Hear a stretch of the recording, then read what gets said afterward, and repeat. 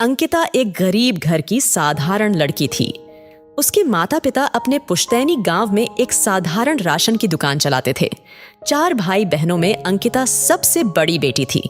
अंकिता पढ़ने लिखने में अच्छी थी, इसलिए उसके माता पिता ने उसे आगे की पढ़ाई के लिए शहर भेज दिया। अंकिता अपनी शिक्षा की बदौलत स्कॉलरशिप से अपनी पढ़ाई पूरी कर रही थी और साथ में पार्ट टाइम जॉब भी कर रही थी।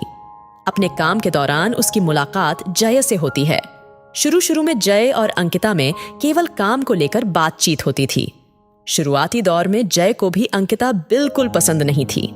एक तो उसकी हाइट 5 फुट से थोड़ी कम थी, ऊपर से सांवला रंगत, जिसे देखकर कोई भी लड़का अंकिता से दिल लगाने के बारे में नहीं सोचता। ऐसी ही सोच जय की भी थी।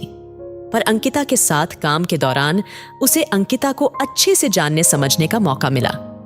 उसके स्वभाव में इतना अपनापन, इतना प्यार देखकर जय अंकिता पर अपना दिल खो बैठा और अंकिता भी मन ही मन जय को चाहने लगी थी, पर जुबान से कभी इजहार नहीं कर सकी। पर उसकी चुप्पी कहीं ना कहीं जय की मोहब्बत का इजहार कर ही देती थी। पूरे 1 साल काम करने के बाद आखिरकार एक दिन जय ने अपने दिल की बात अंकिता के सामने सुना ही दी। अंकिता को पल भर के लिए यकीन ही नहीं हुआ कि कोई लड़का उसकी मोहब्बत में उसका दीवाना भी हो सकता है, क्योंकि बचपन से ही सारी लड़कियां और रिश्तेदार उसे हमेशा से यह ताना देते थे कि कोई भी लड़का उसे पसंद नहीं करेगा और ना ही उसकी शादी होगी, जिसे सुनकर अंकिता बहुत उदास हो जाती थी। पर जय के प्यार के इजहार ने उसे दुनिया की सारी खुशियां दे दी थी, किंतु अभी भी पूरी खुशियां आनी बाकी थी। अभी तो सिर्फ इजहार ही हुआ था। आगे जय के परिवार और अंकिता के परिवार का स्वीकार करना बाकी था। अंकिता ने तो अपने परिवार को मना लिया, पर जय का परिवार इस शादी के बिल्कुल खिलाफ था। उन्हें जय के लिए सुंदर, सुशील और अच्छे घर की लड़की चाहिए थी, जो इस घर और जय के लिए बिल्कुल सटीक बैठ सके। जय देखने में सजीला, गठीला, गोरे रंग रूप का लंबा चौड़ा नौजवान था, जिसके साथ अंकिता की जोड़ी बिल्कुल मैचिंग सी थी। काफी दिनों तक जय के मनाने पर जय के घर वाले शादी के लिए राजी हो गए, पर उनकी एक शर्त थी कि बारातियों का स्वागत सत्कार अच्छे से हो, ताकि समाज में उनकी नाक न कटे।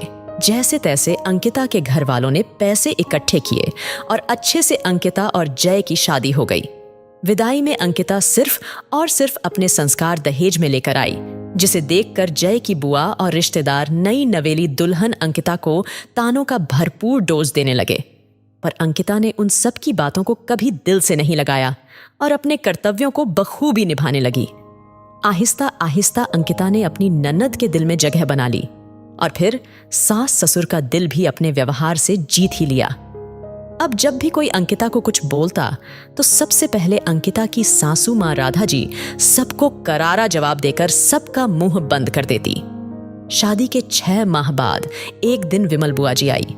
सब में इतना परिवर्तन देख वह तो हैरान रह गई। उन्हें बड़ा आश्चर्य हुआ जब जय की माँ अपनी बहू का पक्ष लेकर उन्हें सुना रही थी। तब बुआ जी ने जय की माँ को बीच में टोकते हुए कहा, क्या बात है भाभी, ये परिवर्तन आप में इतनी जल्दी आया कहां से?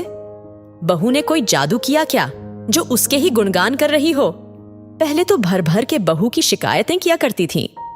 बुआ जी की बात सुन जय की माँ राधा जी कहती हैं, हाँ सुष्मिता, बहू ने जादू ही तो किया है। यह सब उसके व्यवहार का ही जादू है, जिसने हमें बदल दिया। पैसे और रूप तो क्षण भर का होता है, सुष्मिता पर व्यवहार जीवन भर का साथ होता है। मेरी बहू दहेज में वही तो लाई थी जिसे लोगों ने समझा नहीं और न ही मैं समझ पाई। पर अब मुझे सब कुछ समझ आ गया और मुझे अपनी गलती का भी एहसास हो गया है। हाँ, बिल्कुल सही कहा आपने। भाभी के रूप और धन का क्या करना? असली गहना तो बहू का संस्कार ही होता है, और ये बात मेरे से बेहतर कौन जान सकता है? जिसकी बहू दहेज में धन और चेहरे पर खूबसूरती तो लेकर आई, पर संस्कार और व्यवहार नहीं ला पाई। उदास होते हुए सुष्मिता कहती हैं, आप बड़ी किस्मत वाली हो भाभी, जो इतनी सुशील बहू मिली आपको। दोस्तों, किसी भी व्यक्ति की सुंदरता उसके दिल व स्वभाव से दिखती है या फिर उसके चेहरे से।